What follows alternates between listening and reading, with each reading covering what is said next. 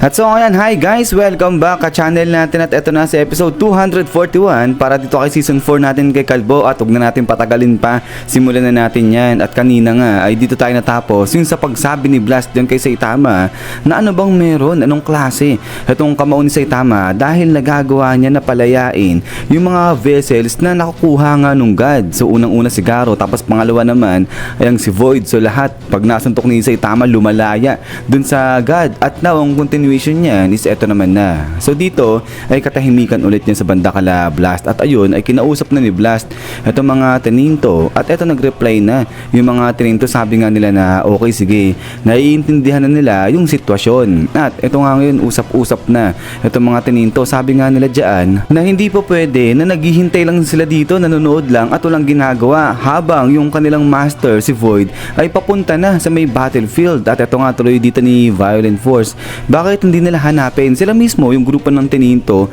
yung cube o yung kung anumang bagay na yun na referring dun sa God at ayun hulihin din nila yung tinatawag nilang God. At eto nga ngayon parang bulong-bulungan pa, usap pa rin yung mga teninto. Sabi nga nila dyan na oo, no match talaga sila pero nagawa naman nila makasurvive dun nga sa hellish training mula sa Ninja Village at eto may karapatan daw sila na hanapin din at malaman kung sino yung talagang nanguna o yung talagang nagpasimula ng mga paghihirap nila dun sa may Ninja Village. So iniisip ng mga teninto na to na somehow baka makapalag sila dun nga sa God kahit na no match sila kasi nga yung pinagdaanan nila napakatinding training din at ayun nga gusto nilang malaman kung sino yung may kagagawan sa lahat ng mga paghihirap nila. Pero sabi nga nila rito, itong grupo ng teninto kinakailangan nila ng talagang refresh o nung talagang fresh start. Pero bago yun, kailangan din daw nila na kung sino yung mamumuno sa kanila. So yun, kailangan nila ng isang leader dyan. At eto nga tinginan ngayon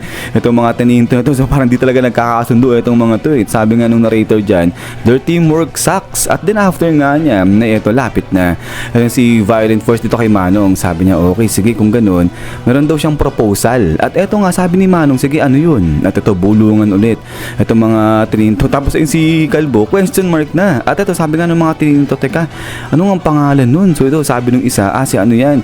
Si Cape Baldi, A-class hero, sabi niya ganyan. Pero ito nga sabi nung isa, ganun wala akong naririnig ng maganda patungkol dyan sa kanya. Sabi nilang ganyan. At ito nga ngayon biglang lapit na ito si Violent Force dyan kay Saitama. At ito nga sabi ni Saitama, oy teka bakit? Sabi niya ganyan. At ito nga ngayon biglang salita na ito si Violent Force. Sabi niya nga dyan, ikaw si Cape Baldi, isang A-class hero diba? At sabi niya nga dito kay Saitama, bilang isang hero ito si Saitama nga ay nagawa niyang i-correct itong maling landas nila ng teninto. So kaya ngayon meron doon silang gustong i-request dyan kay Saitama. At ito nga ngayon bigla ng siluhuran, nag-kneel down itong teninto. Sabi nga nila dyan na pakiusap, i-lead daw sila nito ni Saitama at pangunahan niya itong grupo ng teninto. At ito nga sabi nga dito ni Violent Force, saka isa pa, hindi naman daw kasi fit itong si Saitama dun sa ibang heroes. Kaya ayun, maging leader na lang siya ng teninto. Pero yun nga sabi ni Saitama, hindi naman daw niya ginusto, hindi niya pinili na hindi siya maging fit dun sa ibang mga heroes pa. So kumbaga, hindi naman daw niya pinili, hindi niya ginusto na hindi niya makasundo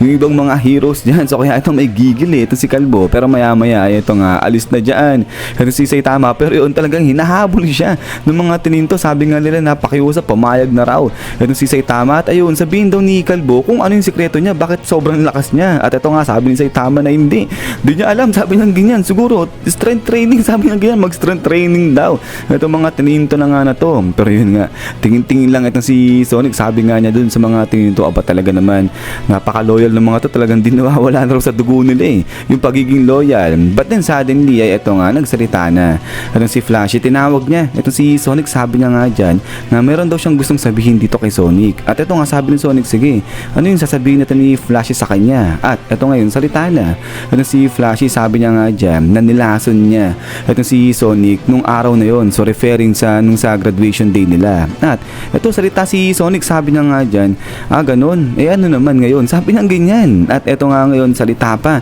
itong si Sonic. At ayun si Flashy napatahimik But ito nga sabi nga ni Sonic dito, napakapangit nga raw ng galawan nito ni Flashy. Napaka-cheap, ang baba raw o ang hinang klase nung kanyang mga galawan. At ito, naaawa daw itong si Sonic dyan kay Flashy. At then, ito nga ngayon, bigla naglakad na, straightforward na itong si Sonic ulit. Sabi niya nga dyan, pero sige, meron pang mas importante importanteng bagay dyan, sabi niya ganyan. At iyon ay kailangan nilang mag-retraining ngayon. At sabi nga nito ni Sonic, sige, tuturuan niya ulit, ita-training niya itong si Flashy from the scratch. At ito nga iba-brush off niya nga raw itong mga bugok na nga na to, at tatalunin nila yung god, pupugutan daw nila, tatagpasin daw nila yung ulo ng god na yun. At then pagkatapos nga niyan, ito nga napangiti na itong si Flashy, at sabi niya nga dyan, oh sige, tama ka. So ayun, so nagkasundo na sa wakas itong si Sonic at saka nga itong si Flashy Flash dyan. At then pagkatapos nga nito, ito nga ngayon habang umaalis na si Saitama, iniiwasan niya na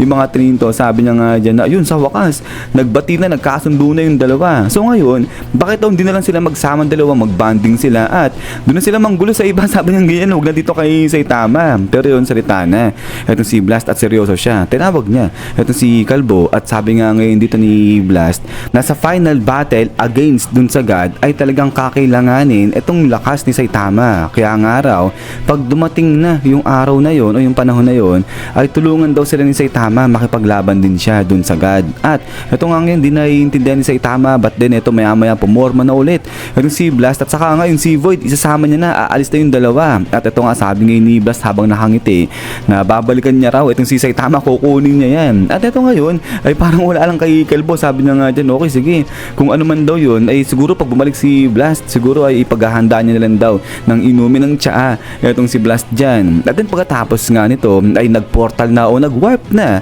itong si Blast at saka nga itong si Void. So alis na sila dito sa planet Earth, at eto, punta na ngayon sila dito sa parang ibang lugar na outer space na o ibang dimension. So nakalagay nga rito, in the dimension between space and time. At eto nga ngayon, lapag dyan etong dalawa. Pero yung paglapag nila dito, nagulat talaga itong si Void saka nga itong si Blast. Sabi nga nila, teka, ano to, what the? Sabi nilang ganyan. At so eto ngayon, biglang bumungad sa kanila itong pagkalaki-laking halimaw na to. At ayan nga, Divine Beast Kirin. So parang guardian din yan ng god. At eto nga, sabi dito ni Void, Blast, ikaw ba yung tumapos sa halimaw na yan? So ito, sabi nga dito ni Blast, hindi raw siya yung pumatay sa halimaw na yan. So grabe, wasak etong tiyan nung halimaw na nga na to. At eto, salita si Void habang nakatingin dun sa halimaw. Sabi niya nga dyan, sino kaya yung may gawa niyan? So ito, medyo napatahimik muna rito itong si Blast. Sabay maya napangiti na siya. Sabi niya nga dyan, obvious naman, obvious na obvious kung sino yung gumawa dyan. Sabi niya ganyan. At after nga niya na ito, balik naman dito na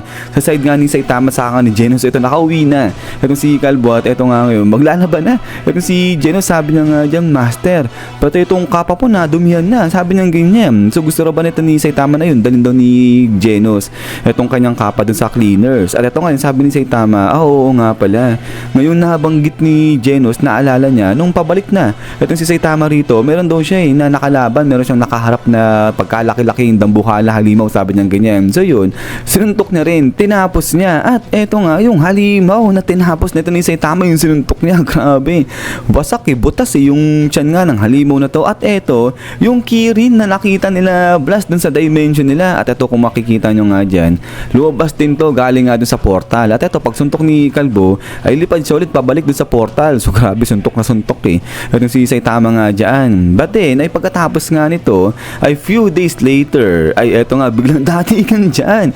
Etong tininto, pinuntahan nila itong si Saitama. Sabi nga nila na maging leader na nila. Etong si Kalbo, pinipilit nila. Pero yung si Flashy, saka si Sonic, at ando dun din si Hellfire, saka si Galewind, dumating din niya sa apartment ni Saitama. So ito nga, sabi ni Flashy, wag daw nilang guluhin itong kanyang disipulo. Habang yun naman si Galewind, saka si Hellfire, sabi nga nila kay Flashy na mag-prepare na dyan itong si Flashy. Pero yung sa kabilang banda si Sonic, sabi niya nga kay Saitama na gagawin niya raw sparring partner itong si Saitama dyan. So ito, sabi nga ni Genos, aba, oo nga Master, tama ka, hindi ka na nag-iisa, ito ba yung ibig mong sabihin? At ito, sabi nga ni Saitama na hindi raw ito yung sinasabi niya, at magsialis daw lahat ng mga to dito. At then pagkatapos nga niyan, is yan guys, so hanggang dito lang ito sa episode 241 natin. So yan, sa bandang dulo ay naging happy ending lang din yung nangyari nga dito sa side nila Saitama. Pero ang lupit na ito ni Kalbo, tinapos na yung Kirin, yung guardian beast nung god. Pero yun nga guys, ulit ay maraming salamat sa panonood dito kay Kalbo natin. At ayun, ay hintay-hintay lang para sa next episode natin. So yan, so lagi mag-ingat, God bless niyo lahat, at kita-kits tayo ulit.